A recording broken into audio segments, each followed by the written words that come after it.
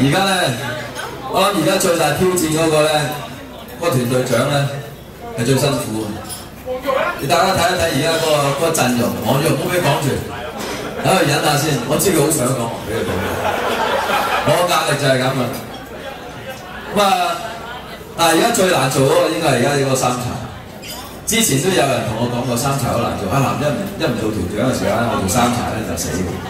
好多人坐喺度都係咁講。咁但係而家嗰個咧就最慘，因為咧佢管緊咧係講緊成30幾40人。Senior Patrol Leader， 而家真係請你啦！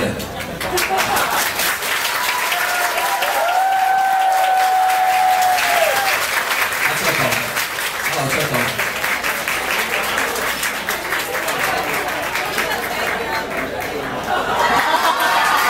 今次我玩嘢，嗱我好老實講，我做團長咧喺呢幾年咧我係懶咗，因為我戴咗第二頂帽。咁但係咧，我對於呢個三柴咧，我完全係冇俾個壓力佢，我亦都冇鬧過佢，冇俾個掌上壓佢做。你問下呢度有邊個兄弟未做過掌上壓嘅？喺我教嗰陣時候啊，而家呢個咧係真係如珠如寶啊！一班人照顧得過我。咁等我哋睇下點樣照顧呢啲咁大壇嘅兄弟姊妹可以搞咁匹掂。阿校長今日收過我今日。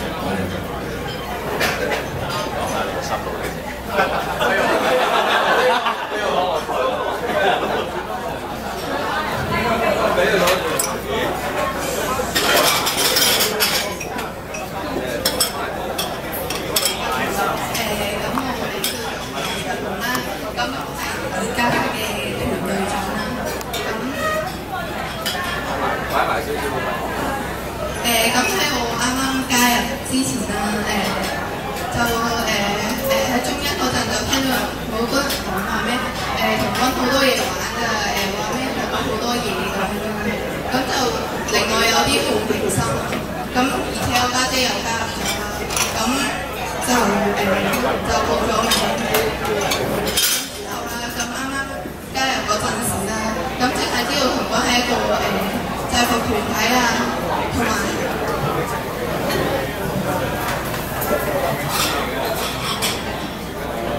咁係一個制服團體同埋一個好講紀律嘅地方啦。咁其他有關咩童軍有啲咩玩啊，嗰啲都唔係話太清楚。咁之後咁我入到嚟啦，咁嗰陣應該係4做緊3啦，班人做係副團長咁樣就。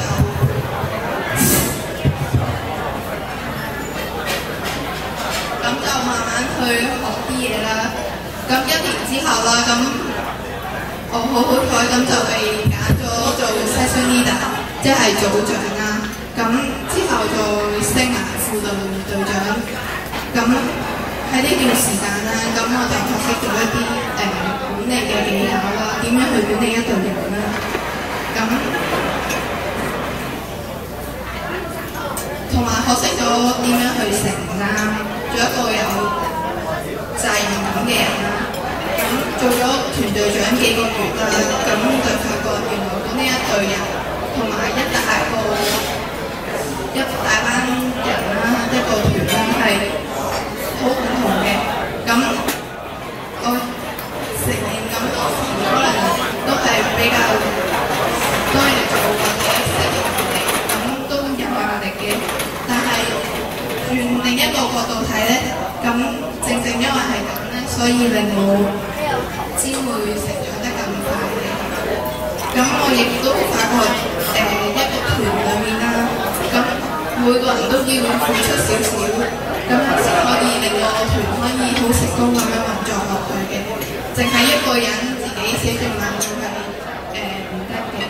咁喺呢3年裏面啦，咁我的確有好多得着啦，咁喺呢度咧真係好多謝咁多位領袖，咁包括柳 Sir 啦、班人啦，咁周 Sir 啦，咁而且仲有啲 mentor 啊，羅總明啦、徐四啦，咁樣，咁佢哋都花咗好多時間去教我嘅嘢啦，咁亦同時都俾咗好多機會我去嘗試唔同嘅嘢，咁即係例如揀咗我做 Section Leader咁樣就俾我試咗好多嘢。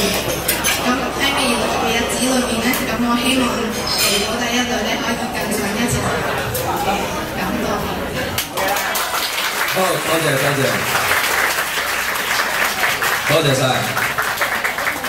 大家睇到一個有組織、有呢個準備嘅功夫咧，同一啲冇準備嘅但係咧喺